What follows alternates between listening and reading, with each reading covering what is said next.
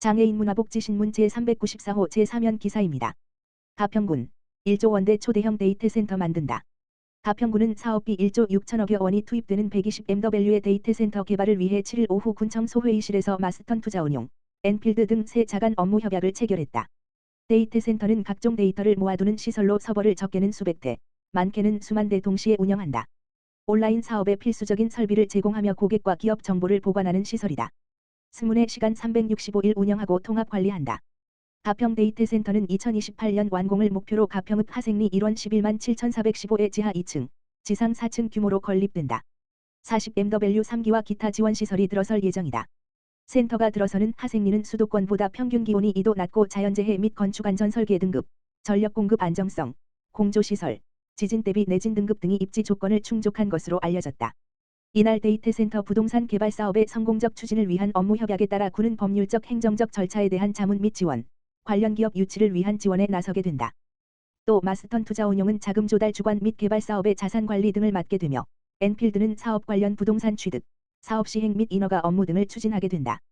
군은 데이트 센터가 완공되면 고용 창출과 세수 증대 등 사업 기반이 취약한 지역에 큰 도움이 될 것으로 기대하고 있다.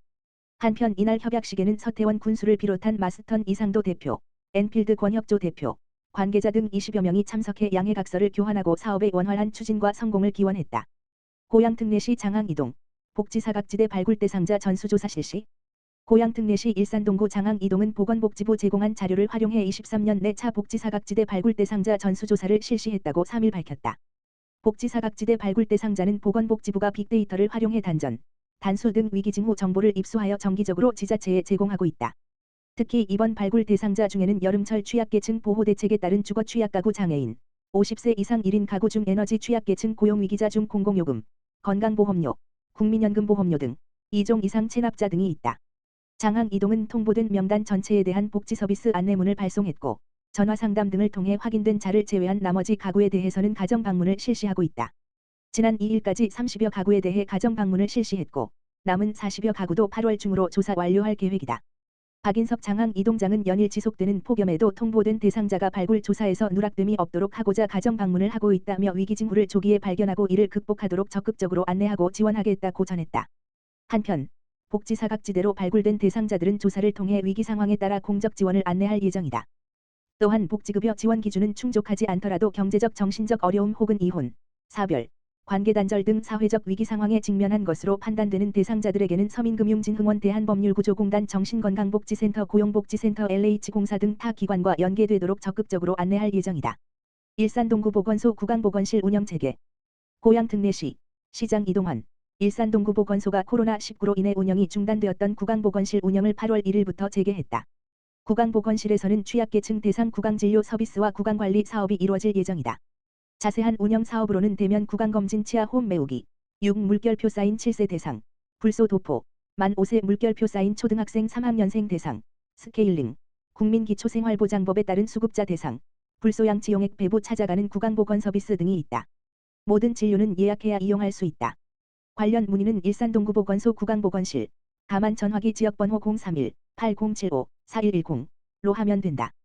보건소 관계자는 구강보건실을 운영해 취약계층의 구강건강을 지키겠다고 전했다. 고양시 여름철 비브리오 폐혈증 조심하세요. 8, 9월은 비브리오 폐혈증이 집중적으로 발생하는 시기다. 고양 특례시가 예방수칙 준수를 당부했다. 비브리오 폐혈증은 주로 오염된 어패류를 생식하거나 상처에 오염된 바닷물이 닿았을 경우 감염된다. 비브리오 폐혈증에 감염되면 급성 발열, 오한, 복통, 구토, 설사 등의 증상이 나타나며 대부분 증상 발생 스문의 시간 내에 피부 병변이 생긴다. 비브리오 폐혈증을 예방하기 위해서는 어패류 완전히 익혀 먹기 어패류를 요리한 도마, 칼은 소독 후 사용하기 어패류는 5도 이하로 저온 보관하기 피부에 상처가 있는 사람은 바닷물과 접촉 피하기 등의 예방 수칙을 준수해야 한다. 보건소 관계자는 비브리오 폐혈증은 알코올 의존자, 면역 저하자 등 고위험군에서 치명률이 50%에 달한다. 고위험군에 해당할 경우 각별히 주의해달라고 강조했다. 고양시 취약계층 냉방비 긴급 지원. 고양 특례시 시장 이동헌. 는 장마가 끝나고 폭염이 이어지는 상황에서 전기요금이 인상됨에 따라 취약계층에게 냉방비를 지원한다. 시는 도비 12억 원을 투입해 7월 26일 기준 기초생활보장 수급자 약 25,225가구에 냉방비를 지원한다. 지원액은 1가구당 5만 원이다. 기초생활보장 수급자 중 복지급여 수혜 가구는 별도 신청 절차 없이 복지급여 계좌를 통해 지원액을 받을 수 있다. 계좌를 등록하지 않은 가구는 8월 1일부터 8월 31일까지 관할 동행정복지센터에서 신청을 마치면 8번지월 25일 이후부터 냉방비를 지원받을 수 있다. 시 관계자는 올해 여름은 폭염 일수가 과거보다 길고 최고 기온도 높을 것으로 예상된다. 취약 가구가 안전하고 건강하게 여름을 보낼 수 있도록 지원하겠다고 전했다. 과천시 장애인 전용시설 과천 행복드림센터 설계 공모안 선정 완료.